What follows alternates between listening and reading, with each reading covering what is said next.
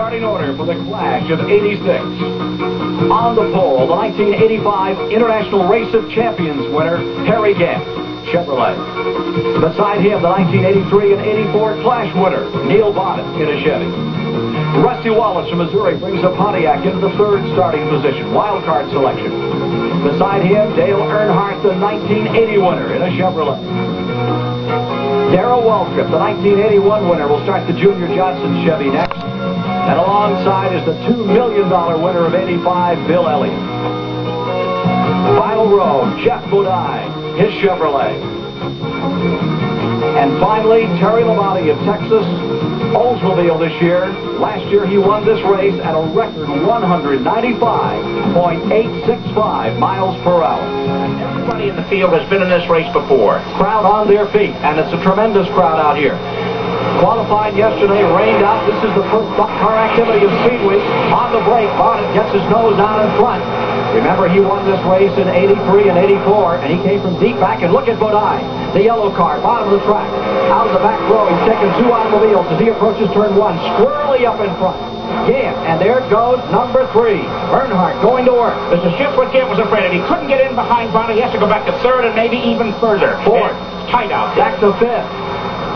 The Bandit Gant sliding back into fifth position. Back straightaway. You see Bodine out in front. And going into second position, the 1980 winner who used this race as a springboard to take him to the 1980 National Championship. Here they come. Out of turn number 4. First time. Coming down into the tri-oval area. Neil Bodine, the only two-time winner of the Clash. Leads lap 1. Earnhardt is in second. Bodine started to come up through. He's fallen back into the 6th position now. Gant in the green car on the inside. The Oldsmobile of Labonte. Remember, Labonte won it in the Chevrolet a year ago, further back. Everybody watching now turn number 2. Very tricky turn at full speed, over 200 miles per hour here. This is the car that Terry Labonte won this Clash with last year with a new body on it. 3 laps complete, this time by 3 of 20. Now you see Elliott going to the inside. And again, Earnhardt is there.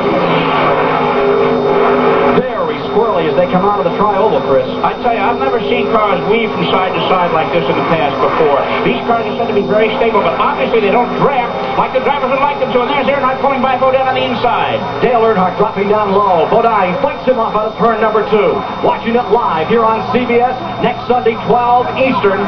The Daytona 500, 28th annual. Bodine pulling away for a moment.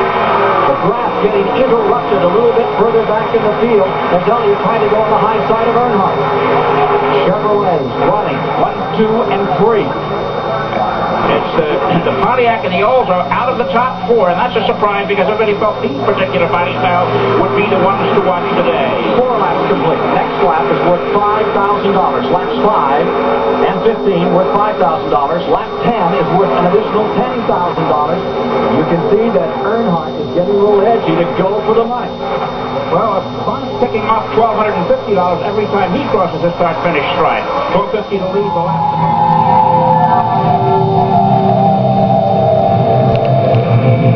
Another hot one. Yeah.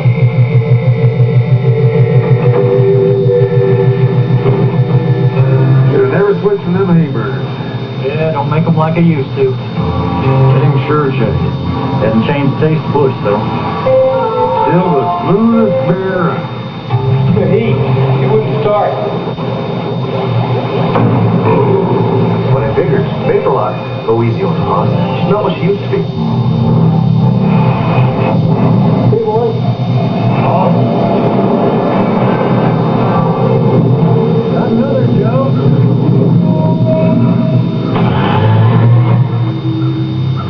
Probably one of them foreign jobs.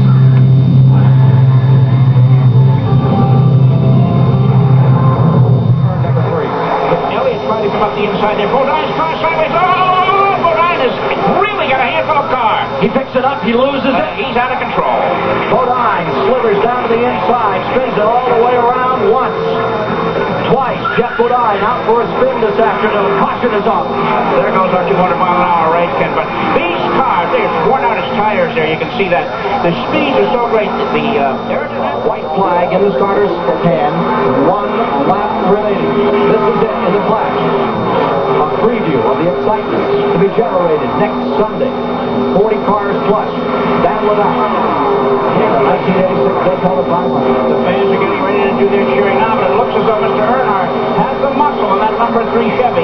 keep that Ford at bay. Let's go ahead and come up with a dramatic burst of speed here. It's going to be Dale Earnhardt.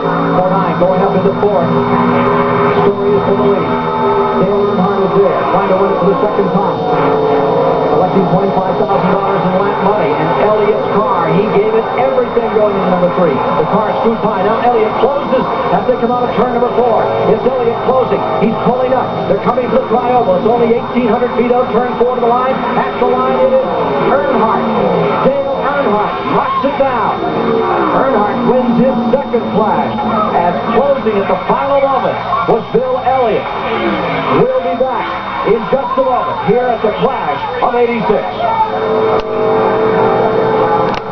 Dale Earnhardt averaging 195.8 miles an hour defeats Bill Elliott in second, Neil Bonnet in third, and the days of the Ford may be numbered for the 500 next Sunday after what we've seen here today.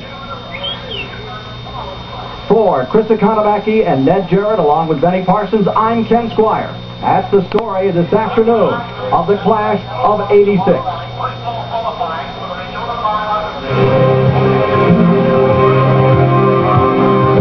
Busch Clash has been sponsored by the U.S. Army, a place to be all you can be.